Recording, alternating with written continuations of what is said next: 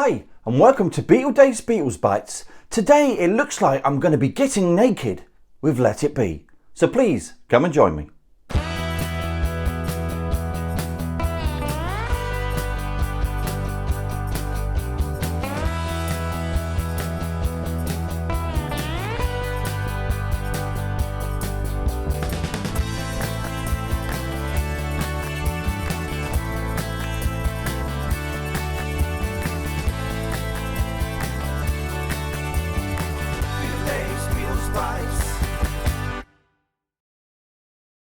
So hello and a warm welcome to the penultimate edition of BeatleDave's Beatles Bites, which is a more individual look at one-off items or even smaller lots of items which I have in my collection.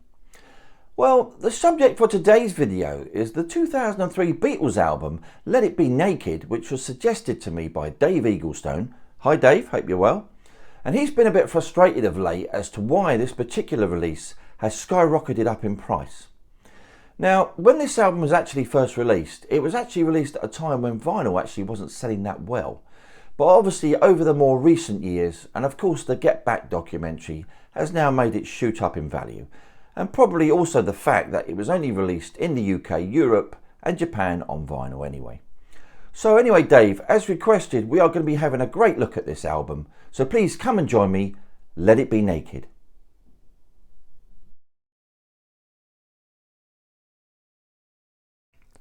Three years after the release of the Beatles One project, a new Beatles album just in time for the 2003 Christmas market was released on the 17th of November called Let It Be Naked. The album consists largely of newly mixed versions of the Let It Be tracks while omitting the studio chatter and most of Phil Spector's embellishments. It also omits two tracks from the 1970 release Maggie May and Dig It, but this time around it now included Don't Let Me Down. The project was initiated by Paul McCartney, who wanted a more de-Spectorised version and felt that Spector did not capture the group's stripped down live to tape aesthetic intended for the album. This new version was mixed and produced by Paul Hicks, Guy Massey and Alan Rouse. They were given the original multi-track tapes and mixed the album from scratch, making their own choices to select the best takes. On release, the album met with mixed reviews, but generally most were positive about the product. A review in Rolling Stone stated, "While the sonic improvements to the album as a whole are undeniable, novices should still get the original Let It Be album." So let's take a look. So here is then the Beatles Let It Be Naked on vinyl, released on the 17th of November 2003 in the UK, Parlophone stroke EMI, catalogue number 72435954380. And we're going to take a look at the cover first. Nice cover, nice silver, really nice looking cover. We've got these sort of images of the guys, negative images there. The Kodak images.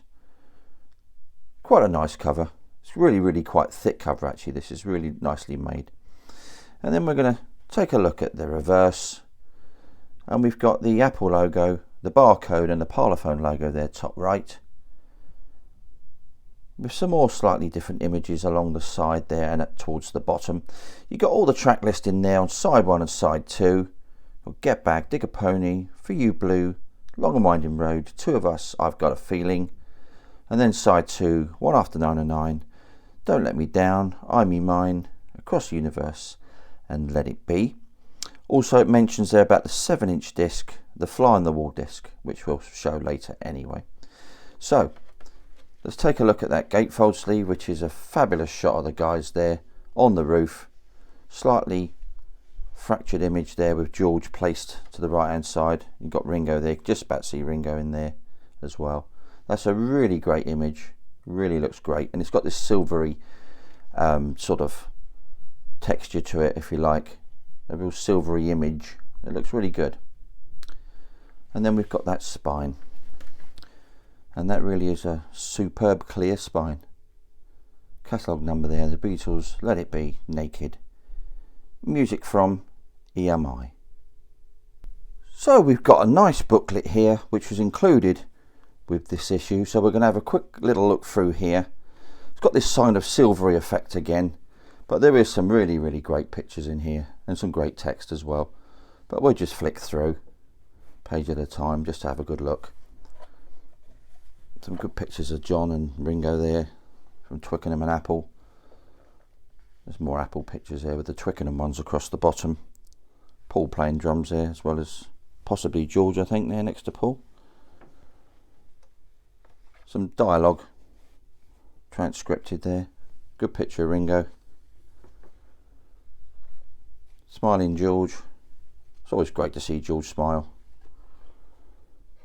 And there's that same image from the gatefold there in the centre pages. And then, don't want to miss a page. Great photo of John on the roof. Followed by a great picture of Paul on the roof.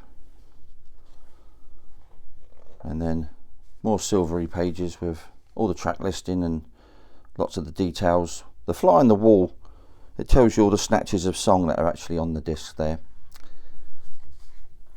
And then finally, that's the back page. So we've got a poly-lined inner sleeve. Better quality, much better quality for your records. So onto the vinyl then. Now the matrix numbers, or label numbers in this case, are the same on both sides. And you've got 07243 595 22715. I couldn't actually photograph the matrix numbers, they were almost impossible to see. But the actual tracks on side 1, you've got Get Back, which is the 45 mix, and it doesn't have the refrain at the end of the song, it just fades out. You've got the Digger Pony is the rooftop take without the All I Want Is You at the start or at the end. Fades out before there's any chatter. You've got the For You Blue, which is the Let It Be take, and it's got George's vocal from the 8th of January on that particular take. And it's got obviously no intro chat as well on that particular version. And you've got The Long and Winding Road is the final take, which is kind of exclusive to this set, and that was recorded on the 31st of January. And also Two of Us, which is just a remixed version of the Let It Be take. And finally on side 1, you've got I've Got a Feeling, which is edited from both rooftop takes, and there's no end chatter either on there, which is a bit of a shame. But all in all, I've just literally played this album, and I've got to say it really does sound absolutely fantastic. So I was quite surprised, mildly surprised after hearing it again. I haven't heard it for a little while, but I was really surprised. Really does sound great.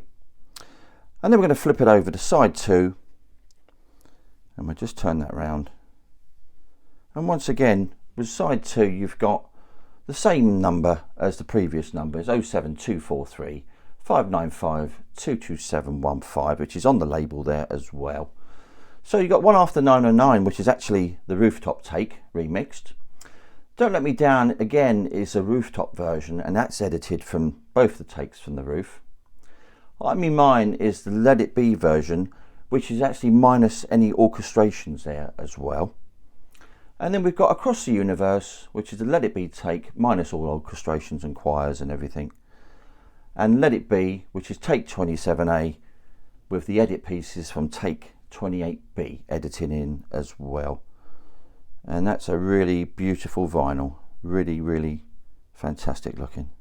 It's got a nice weight to it. There's got to be about 180, or certainly close. So on to the Fly on the Wall bonus disc, which you would have got with your original vinyl edition of Let It Be Naked. This actually runs at 22 minutes in length, and along obviously with the album you've got 57 minutes collective there for both discs. And the catalogue number on both sides of this particular disc is the same on the label, which is 07243 55331 571. So we're going to look at the sleeve first then, and it's virtually identical to the album looking, and it's got that silvery sort of finish on it as well. But in this case then we've got the Fly on the Wall details there with the Let It Be Naked and the Beatles at the bottom. And then on the reverse, once again you've got the Fly on the Wall details there with all the snatches of songs that you've got on the actual disc. And bottom right we've got the Parlophone and the Apple logos with the Beatles website address there at the bottom. And we're going to take a look at the disc now then. Start off with side 1. Very similar labels to the album as well. Great silvery labels there. And this is mint, absolutely mint condition as well. And then we'll flip that over there to side 2. And that's in absolutely perfect shape.